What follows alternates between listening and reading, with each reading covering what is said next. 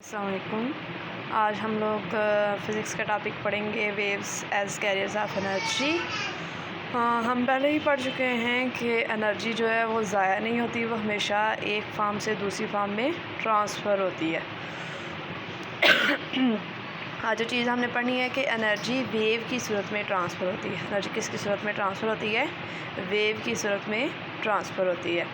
अगर हम नॉर्मल बात करें तो जो सनलाइट है, जो रोज़ हमारे ऊपर पड़ती है, वो वेव की सूरत में आती है। एक्स रेज़, ये तमाम चीज़ें जो हैं, कोई भी चीज़ हमारे पास, या हम बोलें कि हम ओवन यूज़ करते हैं, उसमें भी जो हीट है वो वेव की सूरत में ट्रांसफ़र होती है। ठीक है, जितने भी हीट वाले आपके पास हैं एलिमेंट, उसमें क्या है, वेव की सूरत इस्तेमाल होती है। लेकिन जो नॉर्मल एग्जांपल हम देखें तो सनलाइट एक बहुत बेस्ट एग्जांपल है हमारे पास, जो कि क्या है, वेव की सूरत में एनर्जी हमारे पास आती है। एक्स रेज़ भी मैंने लिखा कि एक्स रेज़ भी एनर्जी की ही फॉर्म है, जो कि एक जगह से दूसरी जगह ट्रांसफ़र की जाती है। अगर एग्ज़ाम्पल देखें तो स्ट्रिंग जिसको हम हाथ से जर्क देते हैं, मतलब झटका देते हैं, तो क्या होता है कि स्ट्रिंग को अगर हम शेक करें, उसको हिलाएं, उसको जर्क दें अप एंड डाउन, तो क्या होगा कि उसमें कैसे एनर्जी जो है ट्रांसफ़र होगी। उसमें हमारी बॉडी की या हमारे जिस्म की जो मस्कुलर एनर्जी है वो स्ट्रिंग के पास जाती है। जो हमारी मस्कुलर एनर्जी है वो किस में ट्रांसफ़र होती है?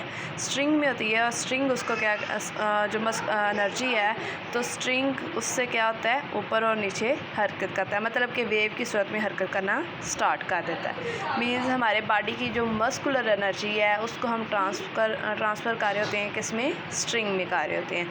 अब स्ट्रिंग में ट्रांसफ़र तो हो रही है, एक ये भी है कि that's way energy transferred from body to string, कि हम इस तरह अपनी बॉडी की एनर्जी या हमारी मस्कुलर एनर्जी जो है वो हम स्ट्रिंग को ट्रांसफ़र करते हैं। अब एनर्जी डिपेंड किस पे कर रही होती है? एनर्जी की डिपेंडेंस क्या है कि एनर्जी की डिपेंडेंस है कि एनर्जी का डिस्टेंस कितना है। एनर्जी का डिस्टेंस कितना है, जिस चीज़ को आप एनर्जी दे रहे हो उसका डिस्टेंस कितना है, उसका एम्पलीट्यूड कितना है। ठीक है, कि वो कितनी लंबी है, या उसकी लंबाई कितनी है या कितनी नहीं है, या कितने फासले पे वो पड़ी हुई है और कितने फासले पे नहीं पड़ी हुई। और दूसरी चीज़ है कि उसकी फ्रीक्वेंसी हम पहले ही पढ़ चुके हैं कि F=1/t, F=1/t, मतलब कि पर सेकंड हम उसको कितनी हरकत देते हैं। यहाँ पे स्पीड का तल्लुक़ है कि हम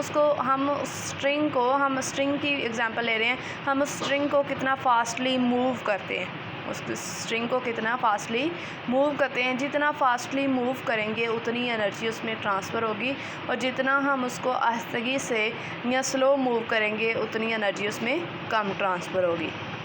फिर वही चीज़ कि एनर्जी वेव में एनर्जी हमेशा दो चीज़ों पर डिपेंड करेगी, एक तो डिस्टेंस या एम्पलीट्यूड, या फिर दूसरी क्या है, उसकी फ्रीक्वेंसी, कि पर सेकंड में कितना हम उसको हरकत देते हैं, पर सेकंड में उसको कितनी हरकत देते हैं, हम कितना उसको फास्टली मूव करते हैं या स्लोली मूव करते हैं। तो उस फ्रीक्वेंसी की बेस पे उसमें क्या होगा कि उसमें एनर्जी पैदा होगी, मतलब कि एनर्जी ट्रांसफ़र होगी, एक जगह से दूसरी जगह एनर्जी ट्रांसफ़र होगी। एक और एग्जांपल है कि एक्टिविटी है बुक में, बेसिकली वाटर वेव्स, बेसिकली क्या है, वाटर वेव्स, जो कि हम पहले भी पढ़ चुके हुए हैं। हमने पहले भी पीछे भी 2 जगह पढ़ लिया है कि टब में पानी डाल लें, उसमें क्या करें कि उसमें एक साइड पे कार्क रखें और दूसरी साइड पे उसमें क्या करें, कोई पत्थर फेंकें या पेंसिल से उसको क्या करें, ऊपर नीचे करें, तो क्या होगा कि उसमें वेव पैदा होगी। तो वेव पैदा होने से हमें क्या पता चलेगा कि जब कार्क हिलेगा ऊपर नीचे, तो उससे पता चलेगा कि उसमें पानी में क्या है, वाटर वेव्स प्रोड्यूस हो रही हैं। तो इसी तरह इसमें भी यही है कि हम एक पत्थर को नीचे फेंकेंगे पानी के अंदर और उसकी एक साइड पे क्या रख देंगे, कार्क रख देंगे, जिसकी वजह से पता चलेगा कि पानी में क्या पैदा हुई हैं, वाटर वेव्स, या हम पानी में वेव्स पैदा हुई हैं। अब पानी में वेव्स ज़्यादा या कम कैसे पैदा होंगी? आप जितना भारी पत्थर फेंकेंगे उतनी ज़्यादा वेव्स पैदा होंगी, और जितना आहिस्तगी से पत्थर फेंकेंगे उतनी कम वेव्स पैदा होंगी। और ये बेसिकली कार की मूवमेंट से हमें पता चलेगा कि पानी की वेव्स जो हैं वो ज़्यादा पैदा हो रही हैं या फिर कम, मतलब कि फास्टली मूव कर रही हैं या स्लोली मूव कर रही हैं। और ये डिपेंड किस पे करेंगी, आपकी वो फ्रीक्वेंसी, या हम बोलें कि स्पीड पे, कि आपने पत्थर किस स्पीड से फेंका है। और पत्थर के वज़न पे भी डिपेंड कर सकता है कि पत्थर का जो वज़न है वो ज़्यादा है या फिर कम, कि जितना ही भारी चीज़ आप फेंकेंगे उतना वो ज़्यादा वेव्स पैदा होंगी, उतनी ही ज़्यादा वेव्स पैदा होंगी, और जितनी वो कम होंगी उतनी ही कम वेव्स पैदा होंगी।